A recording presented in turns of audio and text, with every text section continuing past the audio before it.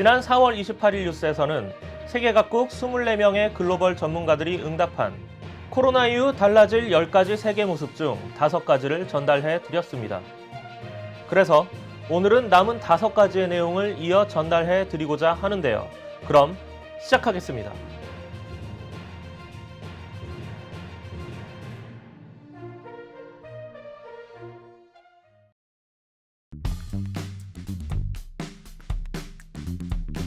많은 전문가들은 코로나 팬데믹 이후 극단적인 양극화와 이에 따른 포퓰리즘의 대두를 우려했습니다.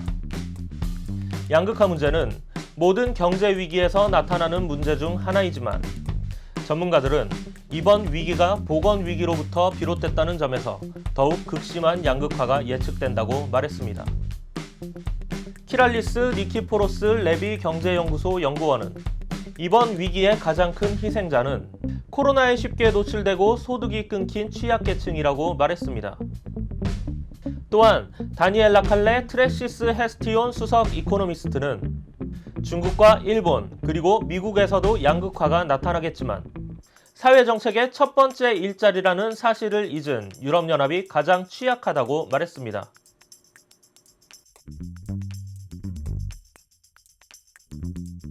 코로나 바이러스가 기승을 부리면서 많은 사람들이 재택근무 방식을 취하고 있습니다.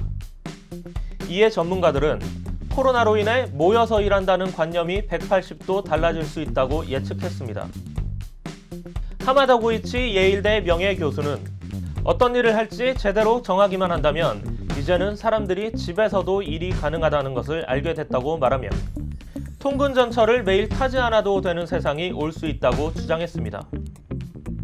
또한 안드레아스 파이힐 IFO 경제연구소 거시경제센터장은 재택근무는 일과 생활의 균형, 부부 사이의 가사분담 등을 다시 정립할 것이라고 말하며 여성의 경제활동 기회의 가능성이 커질 것이라고 주장했습니다. 그리고 재택근무의 확산은 사무실의 몰락과 부동산 시장 변동에도 크게 영향을 끼칠 것이라고 말했습니다.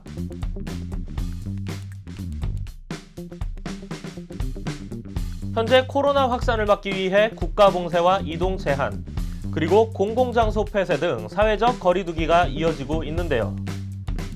안토니오 파타스 프랑스 인시아드 교수는 사회적 신체적 거리두기는 코로나 이후에도 계속해서 이어질 것이라고 전망했습니다. 또한 오랜 서구식 인사법이었던 악수의 종말도 함께 예측했습니다.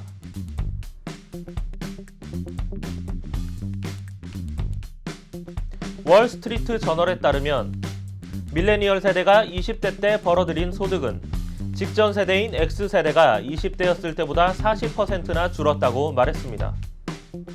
그런데 밀레니얼 다음 세대인 Z세대 역시 상황은 좋지 않습니다. 예전의 밀레니얼과 같이 대학 졸업 시점에서는 일자리보다 빚을 갚아야 하는 상황에 먼저 놓이게 된 것입니다.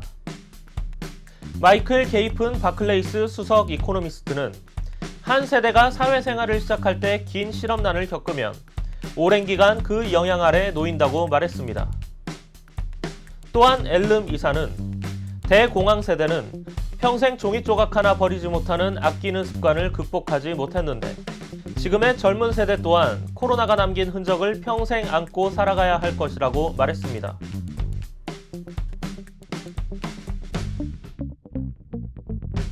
현재 코로나로 인해 항공편의 95%가 취소되면서 프랑스 파리와 미국 로스앤젤레스 등 탁한 공기로 악명을 떨치던 도시들의 공기가 맑아졌다는 소식입니다.